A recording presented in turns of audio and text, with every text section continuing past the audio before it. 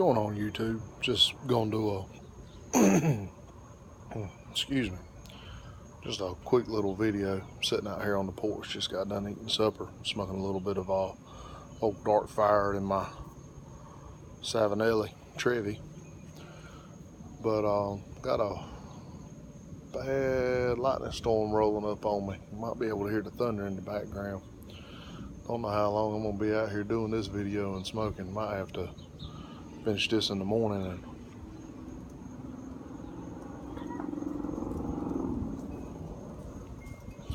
migrate inside out of this. And that was a good one there. But just wanted to say thank you to some people that have already wrote me up here welcoming me to the pipe smoking community. I'm still very new to it. I've only been smoking a pipe probably 8 months, maybe, give or take. It's hard to say.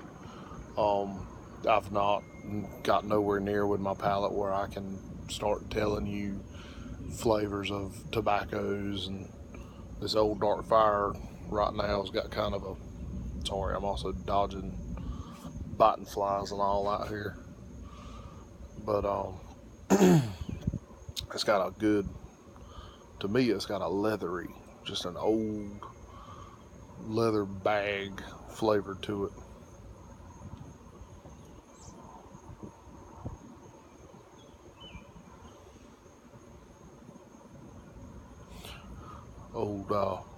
Old backwoods hunting lodge feel to it when I smoke it, and matches 860 said in a video of his, he feels like he ought to be in the woods when he smokes it, and I can wholeheartedly see where he gets that feeling from it.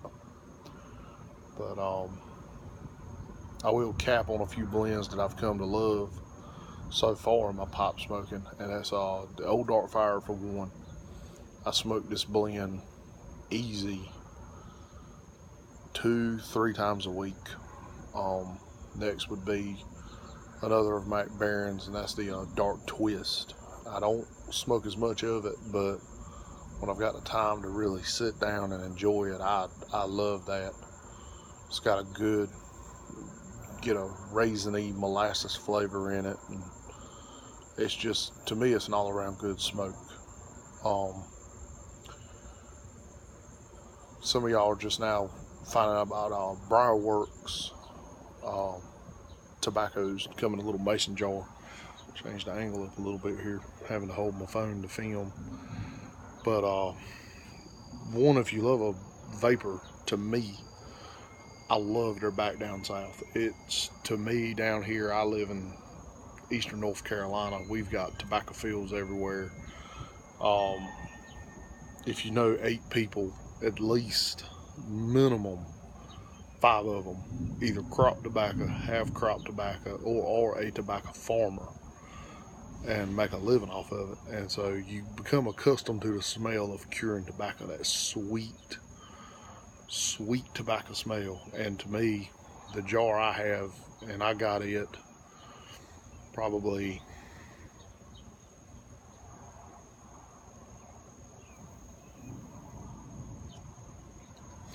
2 months into my pipe smoking journey, so I've had it for a good little while.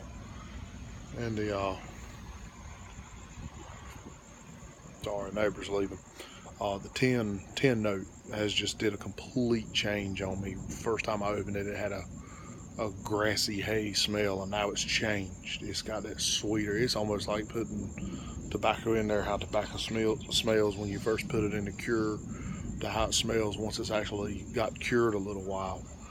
It's took on more of a sweet, softer, velvety smell to it. That's just, well, it's intoxicating. And if I ever crack the jar open just to let a friend of mine smell it, I've got to pack a bowl. I've got to smoke it. There's just no way around it. A new one that I've tried, and the only reason I tried it is because I heard Handlebar Mike up here talk about it, was Bob's Chocolate Flake bud.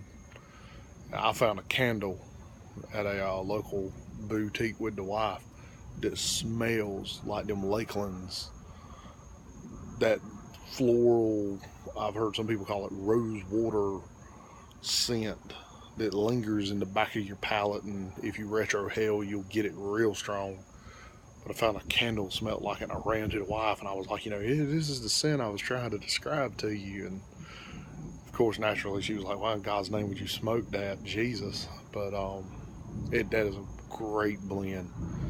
But like Hannibal Mike said, smoke it slow. You get it hot, and you're going to lose all of the cocoa flavor. You're just solely going to get the taste of hot burning tobacco with a little bit of a floral afterthought in it, and you ruin it. You take a perfectly good tobacco and you just as well to throw it away. Like to spill my pipe everywhere. But see, what's another good blend that I've got? We'll touch a little on aromatics. Casey Jones Hero Blend is my all-around. If I'm out in the yard working, spraying Roundup, weed eating, anything that I'm not getting a lot of airflow, just kind of moseying around, I love to smoke a pipe of Casey Jones, a bowl of it. And good flavor, as long as you ain't like a super constant, like a freight train trying to go up a hill. It's a cool blend. It doesn't get real hot. Now, I have had it get hot on me and got a little tongue bite from it because it is an aromatic. It's got an oily feel to it in the hand, even though it can be dry from being in the pouch.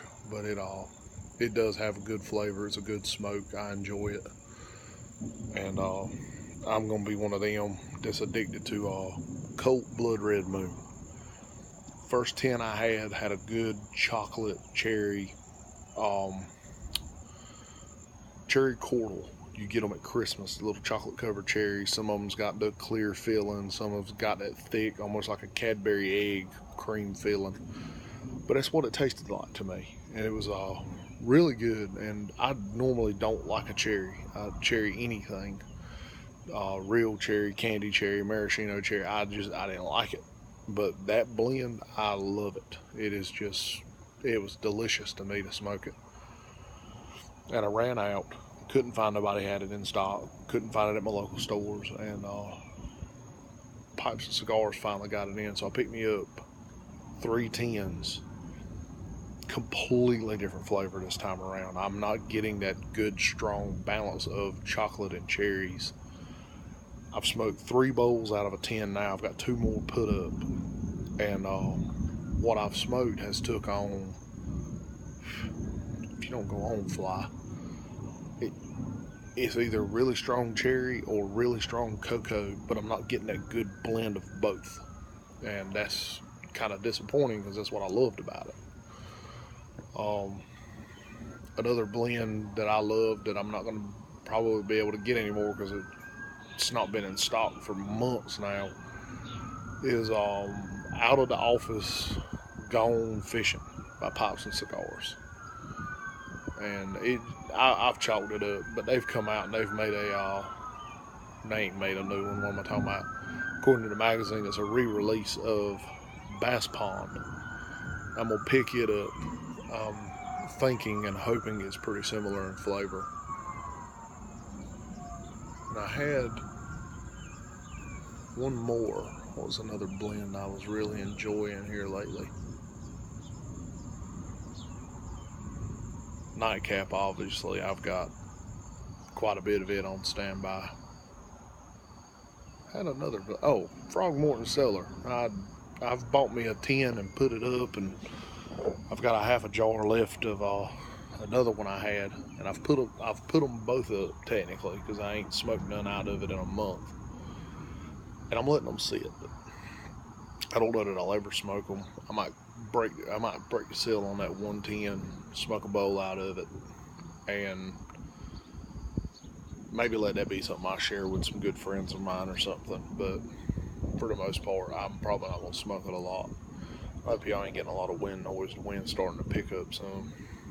It's probably been blowing the whole time I've been talking, but it's really starting to get where I can feel it. But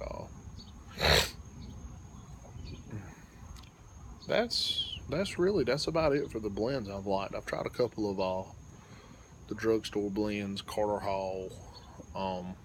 There's one more. What was it? Half and half. The Carter Hall was all right. The pouch I ended up got home, and it was so, good Lord, it was beyond dry. And I tried to rehydrate it and bring it back, and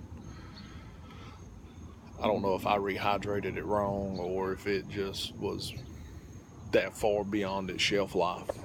But it had a metallic-y machine. I mean, it literally tasted like it had picked up some of the grease and oil off of a machine, cutting it up like you'd spray on some blades to make them run better. Just a weird flavor. And but I've chalked that up too, that they're also made by the same company that makes Black and Milds, and to me, Black and Milds had that same flavor.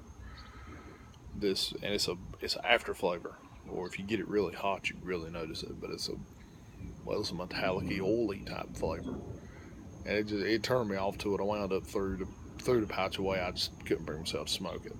And if I ever find somewhere that's not super dried out or something, I'll probably pick it up and try it again. But for now, it's turned me off to it. And it's not easy for me to put my hands on pipe tobacco around here. I've got to drive an hour in any direction really to get to any good selection of pipe tobacco. Other than aromatics, I've got a little smoke shop about 20 minutes down the road, but they've got solely aromatic tobaccos, nothing else. And they got some daughter rinds, a couple of blends of that. So vape shop, buddy of mine manages it, and it's alright. It's primarily geared to vaping, not pipe smoking. But he does got some good aromatic blends in there by Cornell and Deal, and plan to pick me up some and try them just to see if I can find me some more aromatics I like. And Irish Flake, might have forgot that one. So kind of similar to Old Dark Fire to me. There's just a little bit of flavor difference in there. But all in all, those are the blends I'm enjoying now. It's getting mighty bright flashing out here, and so I'm probably gonna cut this off. Might relight the pipe for a couple more minutes, but I'm gonna be looking to get inside out of this, because I ain't looking to be playing no Ben Franklin and reenactment in my backyard here. But thank y'all for stopping by. If you've sat all the way through this video, I appreciate it. I haven't had no package opening or nothing, and sitting out here alone, figured I'd ramble a little up here. But again, thank you for watching, and happy Sunday. Get ready for Monday tomorrow, people. It's gonna be a rough one.